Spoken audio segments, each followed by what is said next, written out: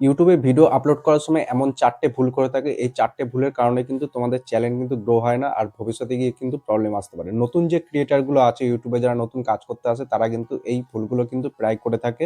এর জন্য কিন্তু তাদের চ্যানেল কিন্তু গ্রো করে না। তো কি কি ভুল করে থাকে, কি কি সেটিং আছে, তোমাদের অবশ্যই ভালো করে বলবো।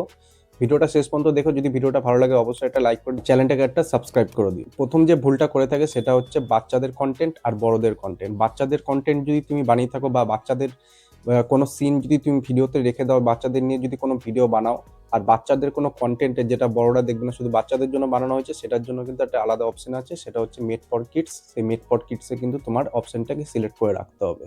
আর যদি তুমি বড়দের জন্য ভিডিও বানিয়ে থাকো, যেটা সবাই দেখতে পারবে, বাচ্চা থেকে বড় সবাই দেখতে পারবে, সেই ভিডিওটাকে তুমি তোমার নো মেড ফর কিডস এর মধ্যে কিন্তু তোমার সিলেক্ট করে রাখতে হবে। আর এই অপশনটা যদি তোমার ভিডিওর মধ্যে তুমি যদি কোনো গন্ডগোল করে থাকো, তুমি যদি সিলেক্ট না করে রাখতে পারো ঠিকঠাক, তাহলে কিন্তু তোমার ভবিষ্যতে কিন্তু চ্যানেলে একটা পেনাল্টি আসতে পারে।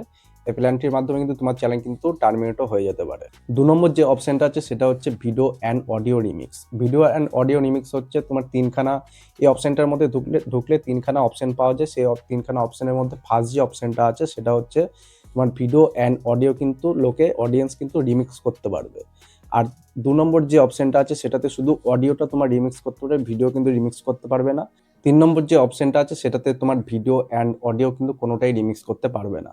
আর ফার্স্ট যে অপশনটা আছে সেটা সিলেক্ট করে রাখা এক পক্ষে ভালো। যারা তোমার ভিডিও যদি কেউ রিমিক্স করে থাকে, তাহলে কিন্তু তোমার অডিয়েন্স কিন্তু তোমাকে আরো বেশি করে চিনবে, তোমার কিন্তু অডিয়েন্স কিন্তু চ্যানেলে আরো বেড়ে যাবে। আর 3 নম্বর যে অপশনটা হচ্ছে সেটা হচ্ছে paid promotion and brands. Paid promotion brands হচ্ছে তুমি যদি কোনো একটা ব্র্যান্ড, কোনো একটা প্রোডাক্ট নিয়ে তুমি যদি ব্র্যান্ড এ কাজ করো, তোমার কোনো ব্র্যান্ডের প্রোডাক্ট নিয়ে তুমি যদি ভিডিও বানাও, সেটার জন্য তুমি টাকা নিয়ে থাকো সেই ব্র্যান্ডের কাছ থেকে, তাহলে তোমাকে এই অপশন কিন্তু সিলেক্ট করে রাখতে হবে। বাদ বাকি কিন্তু তুমি যদি অন্য কোনো রকম ভিডিও বানিয়ে থাকো, তাহলে এই অপশনের কিন্তু কোনো প্রয়োজন নেই তোমার।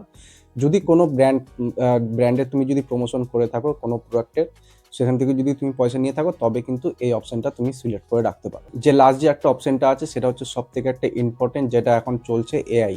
এআই দিয়ে তুমি যদি কোনো ভিডিও বানিয়ে থাকো, জাস্ট এআই দিয়ে ভিডিও বানানোর কিন্তু অনেক রকম ব্যাপার আছে। এআই দিয়ে যদি তুমি থাম্বনেল বা ভিডিওর স্ক্রিপ্ট এগুলো যদি তুমি লিখে থাকো, তাতে এটা কোনো অসুবিধা হবে না। তুমি যদি এই এআই এর মাধ্যমে কিন্তু ডিপলি যদি এআই ইউজ করে তুমি যদি ভিডিওটা বানিয়ে থাকো, যেরকম হয়তো তোমার কোনো বা অন্য কারোর কোনো সেলিব্রিটির ডায়লগ তুমি যদি তোমার ভয়েসে যদি তুমি ভিডিওতে দেখাও এই ডায়লগটা, তাহলে সেই রকম যদি এআই দিয়ে কোনো কাজ তুমি যদি করে থাকো ডিপলি, তাহলে কিন্তু এই অপশনটার মধ্যে তোমার কিন্তু সিলেক্ট করে রাখতে হবে।